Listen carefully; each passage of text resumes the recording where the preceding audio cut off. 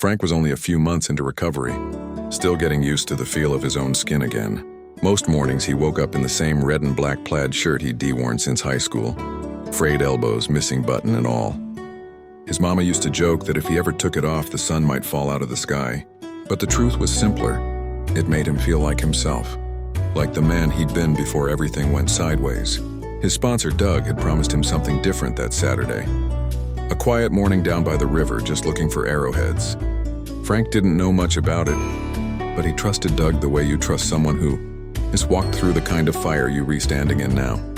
They parked beside a patch of sycamores and followed the bend of the creek where the gravel was soft and cool. Mist hung low over the water. Birds hadn't woken fully yet. Everything felt new and old at the same time. Arrowheads last longer than the men who made them, Doug said, squatting to sift through stones. Funny, ain't it? Frank grunted and knelt beside him. His brown hair, always a little matted these days, fell over his eyes. His jeans were dirty from work. His cowboy boots scuffed and cracked, but his hands felt steady against the rocks. That steadiness felt like a miracle.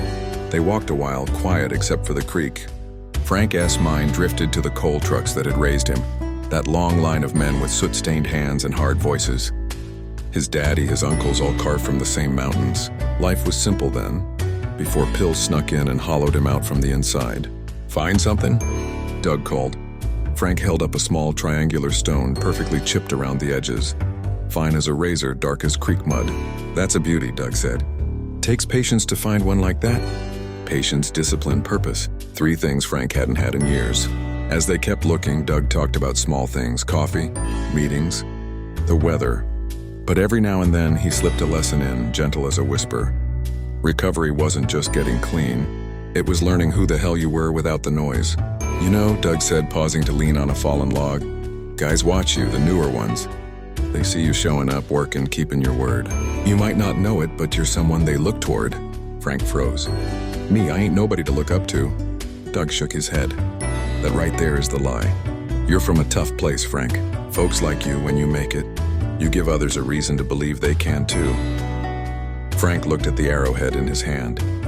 It felt heavier now, not like a rock but like proof.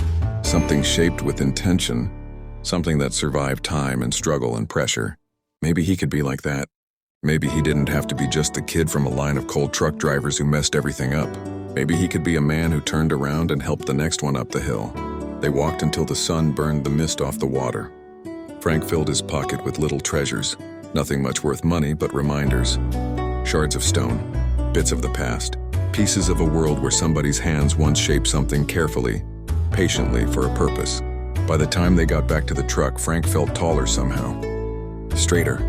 He caught his reflection in the side mirror. Heavy-set frame, tall, rough around the edges, red plaid shirt hanging loose. But his eyes were different, not empty, not ashamed.